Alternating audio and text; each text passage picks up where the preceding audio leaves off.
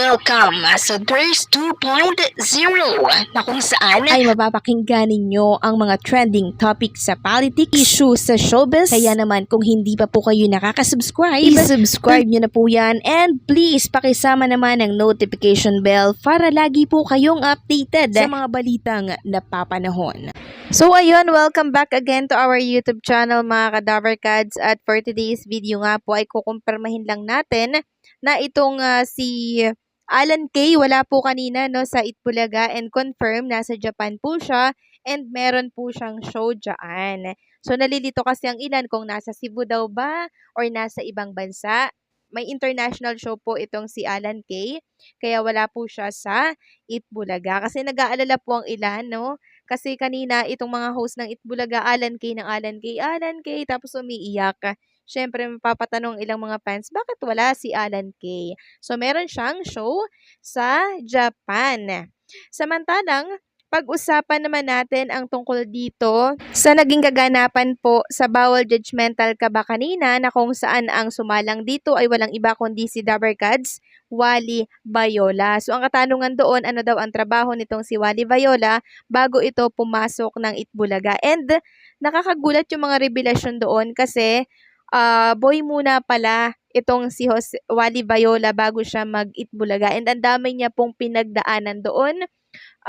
Naranasan niya pong mag-alaga ng kambal, no? And naranasan niya din na magnakaw ng tosino kasi gusto niya na lagi araw-araw ay masarap po ang kanyang ulam. So grabe po yung pinagdaanan niya, at kung maglo-look back tayo doon, grabe yung naging pagbabago ng buhay ni Wally Bayola ng mga Kadaver Kads. Sobrang blessed po siya dahil naging parte siya ng isang noontime show na hanggang ngayon ay nakatindig pa din po kahit na merong mga sigalot. Kaya nga sobra-sobra po na nagpapasalamat si Wally Bayola dahil andirito pa rin po siya sa Itbulaga. At yung napuntahan niya pong family, itong mga Dabar Kads natin, Tito Vic and Joey, ay tunay na mababait at meron pong malasakit. Katulad na lamang po nung kaganapan sa Bawal Judgmental ka ba kahapon, na kung saan 'di ba may magkasintahan po na hindi po sila nagkikita, parang malayo po sila sa isa't isa. Alam nyo, ang ginawa ni Tito Soto, binigyan po nila yung dalawa ng first date para po sa unang pagkikita. At ayan po yung mga picture nilang dalawa. Yung dalawang yan may sakit po na CKD, kung di ako nagkakamali. Tapos stage 5 parehas. So nakakatuwa lang kasi ang TBJ, ang Itbulaga, talagang ginagawa po nilang memorable yung bawat Dabar Kads natatapak po sa Itbulaga. At marami po ang naging masaya dito ng mga Kadaver Kads sa ginawa po ni Tito Sen sa dalawang nagmamahalan po na kahapon lamang nagkita sa Itbulaga Studio. Samantalang pag-usapan naman natin ang tungkol dito sa nangyari po kanina sa It's Showtime, na kung saan pinag-uusapan ito sa lahat ng social media platform. Paano ba naman kasi itong ka-look-alike ni Maine Mendoza ay sumalang po sa isang segment ng Showtime na yung ka-look-alike. So ngayon pinag-uusapan ito ng ilan sa mga Dabar Kads and syempre ng ilang mga netizen dito po sa Facebook. So, ito po yung konting eksena, no? Konting eksena dyan sa It's Showtime. Sabi po dito ni Jong Hilario, alam mo ba, isa ka sa nagpa-stress sa amin dito ilang years ago. Muntikan na kaming magganon muntik na kaming mategi doon.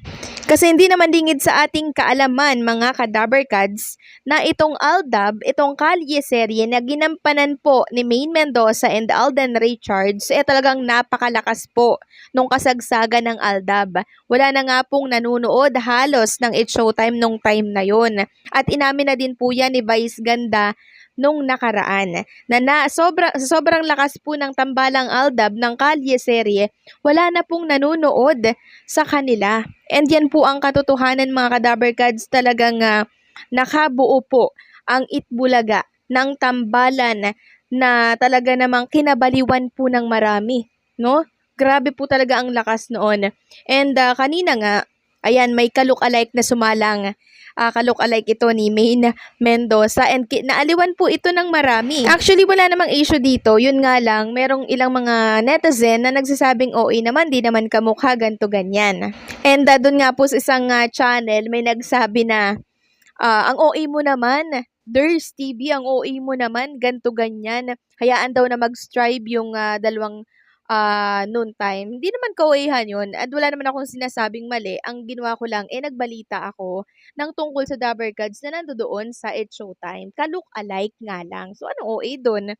Binabalita lang naman natin, di ba? And mahalagang malaman yun ng ibang Dabber Gods at masabi yung opinion po nila tungkol dito. Samantalang kakapasok lamang po na balita mula ito sa page ng isang tape defender. Sabi dito, nako, may nabalitaan ulit ako. Should I reveal or not?